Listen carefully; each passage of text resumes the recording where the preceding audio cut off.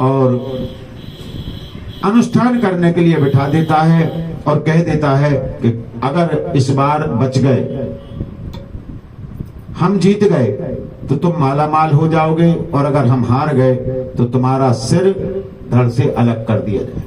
तो अब की बार पंडित जी भजन कर रहे हैं तो ये नहीं कह रहे हैं कि सरकार राम राम राम राम कृष्ण कृष्ण, नहीं।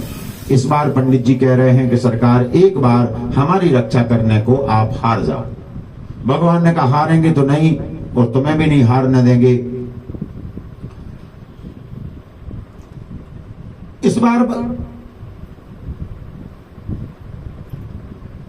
कालिया वन को साथ में लेकर के आया जरासंध। यहां पर भागवत के 49 अध्याय पूर्ण हो रहे हैं। 50वें अध्याय में यहां से प्रवेश, अब काल का प्रवेश हो रहा है। काल को साथ में लेकर के आ रहे हैं, काल को साथ में लेकर के चले हैं। अब जैसे ही भगवान अंदर प्रविष्ट हुए, भगवान आए, आकर के देखा तो कालियावन को देखा, कालियावन ने भी भगवान को देखा, और कालियावन ने कहा कि कालियावन ने सोचा कि अरे जरासंध तो कह रहा था कि मार करके आना, ये तो बढ़िया खिलौना है, इसको तो पकड़ के ले जाएंगे, बच्चों के खेलने के काम आएगा। सो कालियावन भगवान को पकड़ने के लिए दौड़ पड़ता है। जैसे ही कालियावन ने पकड़ने के लिए दौड़ा, सो भगवान ने दौड़ लगाई। भगवान दौड़े दौड़े गए जहां पर मुचकुंद जी महाराज सो रहे थे। भगवान ने सोते हुए देखा, तुरंत जाकर के भगवान ने अपना पीताम्बर उड़ा दिया। धौलपुर में मुचकुंद गुफा में भगवान प्रविष्ट होते हैं, और भगवान ने अपना पीताम्बर मुचकुंद जी को उड़ाया, और भगवान अंदर जाकर के गुफा में छिप करके बैठ जाते हैं। इधर जैसे ही कालियावन पहुंचा है दौड़ा दौड़ा, और कालियावन ने देखा कि ये कृष्ण हमको छलने के लिए, कि कहीं ऐसा ना हो सोने का बहाना कर रहा है। जो पादप प्रहार किया, जैसे ही पादप प्रहार किया, मुचकुंद जी महाराज की निद्रा टूटी, और जैसे ही मुचकुंद जी महाराज की निद्रा टूटी, नजर की दृष्टि पड़ी, कालियावन जल करके राख का ढेर हो जाता है।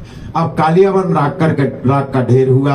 इधर मुचकुंद जी महाराज के सामने भगवान आए, भगवान आकर के हंसने लगे। भगवान ने कहा, मुचकुंद सारा समय तुमने सोते सोते व्यतीत कर दिया है, अब तुम एक काम करो, तुम उत्तरांचल की ओर जाओ, और जाकर के उत्तरांचल में भगवान का भजन करो। और हमारी संतन ऐसी कथा सुनाते हैं कि यही मुचकुंद जी महाराज आगे चल करके नरसिंह मेहता के रूप में प्रकट होते हैं, और बाद में भगवान के परम पद को प्राप्त करते हैं। बोलिए भक्त वत्सल भगवान की। भगवान ने लौट करके आए, आकर के देखा तो जरासंध ने नगरी को घेर करके रखा हुआ है। भगवान ने कहा, दाऊ भैया से एक काम करते हैं, दाऊ भैया आओ अपन भाग चलते हैं। दाऊ भैया ने कहा, कैसी बात कर रहा है? अरे भाग करके जाएंगे, लोग क्या कहेंगे? भगवान ने कहा, क्या कहेंगे? अरे माखन चोर कहते हैं, रंछोड़ और कहेंगे, और क्या कहने, चलो भाग चलते हैं। भगवान ने लगाई दौड़, और भगवान दौड़े दौड़े गए, जाकर के एक पर्वत के ऊपर भगवान चढ़ गए। जरासंध ने पीछे से दौड़ा दौड़ा गया, जाकर के उस पर्वत में आग लगा दी।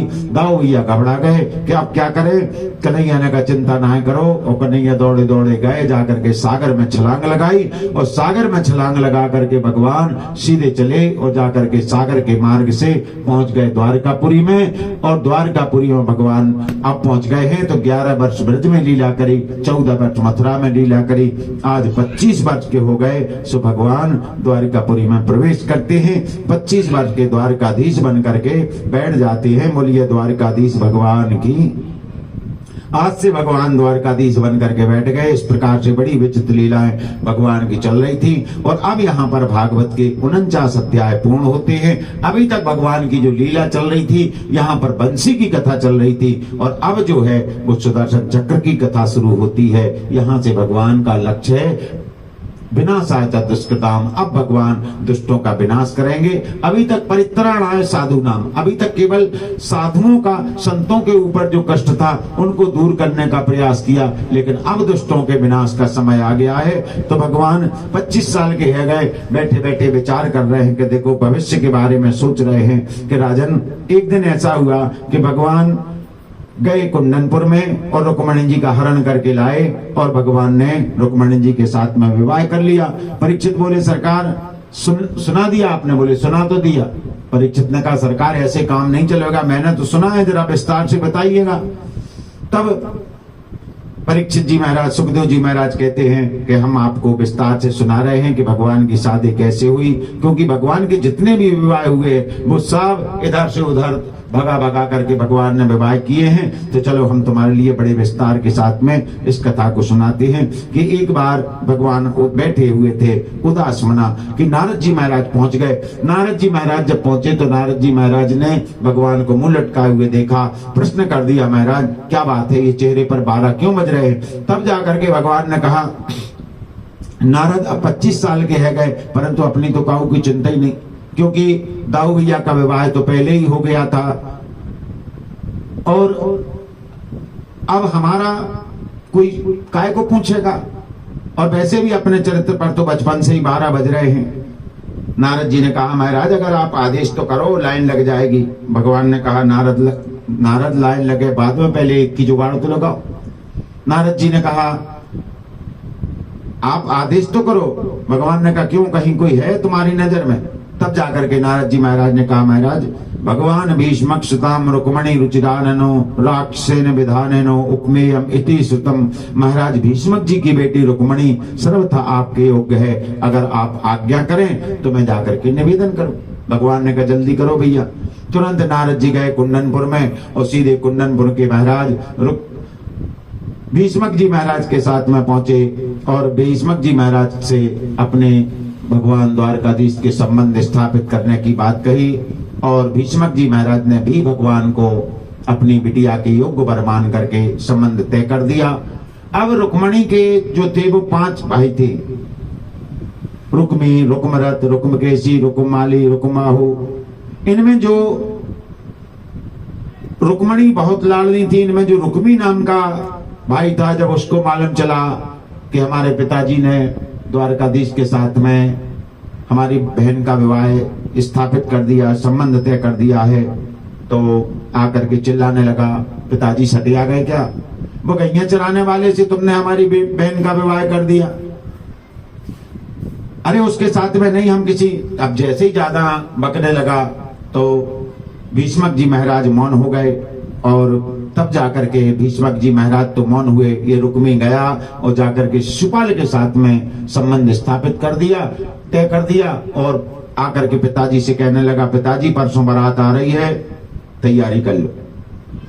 भीष्मक जी महाराज ने कहा, पहले से बात चल रही थी क्या, तुमने बताया नहीं? बोले पहले से बिल्कुल नहीं चल रही थी, वो तो झट मंगनी पट विवाह है, वो तो तुरंत के तुरंत विवाह होना है। अब इधर रुक्मणी जी को जब मालूम चला तो रुक्मणी जी ने क्या किया, रुक्मणी जी अपनी भाभी के पास में आई और आकर के रोदन करने लगी, भाभी भाभी मैंने तो नारद जी से गुणानुवाद सुनकर के द्वारकाधीश कृष्ण को पति रूप में वर्ण कर लिया, और अब भैया जो है वो हमारा विवाह शिशुपाल के साथ में करना चाहते। भाभी ने कहा, रोने धोने से रुक्मणी काम नहीं चलने वाला है, एक काम करो, चिट्ठी लिखो और द्वारकाधीश के चरणों तक अगर तुम्हारा पत्र पहुंच जाएगा तो फिर द्वारकाधीश इतना दयालु है, आकर के तुम्हारा वरण करके ले जाएगा। तुरंत रुक्मणी जी ने जब ये कान में बात गई तो रुक्मणी जी ने उठाया पत्र, कागज कलम उठाई और बढ़िया पत्र लिखा, और पत्र लिख करके अब ये पत्र कौन लेकर के जाए, सो पंडित जी को बुलाया, और पंडित जी को बुला करके और ये पत्र रुक्मणी जी ने पकड़ा दिया और कह दिया, पंडित जी परसों के दिन ही बारात आ रही है, इसलिए शीघ्रता करना है। पंडित जी ने कहा, बिल्कुल चिंता ना करो, यूं गए और यूं आए। तो पंडित जी ने पत्र लिया और पंडित जी पत्र लेकर के चले, जा करके पहुंचे सुधर्मा सभा में। भगवान की सभा लगी हुई है, और जैसे ही द्वारिका में सुधर्मा सभा में विराजमान भगवान ने दरवाजे पर ब्राह्मण को देखा, भगवान दौड़े दौड़े आए, स्वागत किया। आइए पंडित जी, कहां से आए? पंडित जी ने कहा, कुंदनपुर से आए। क्यों? पंडित जी ने एक पत्र भगवान की तरफ बढ़ा दिया, महाराज हम आपको पत्र लेकर के आए हैं, संदेशा लेकर के आए, हम पोस्टमैन बन करके आए। भगवान ने कहा, पढ़ के सुनाओ। बोले महाराज ये हम पढ़ के नहीं सुना सकते हैं।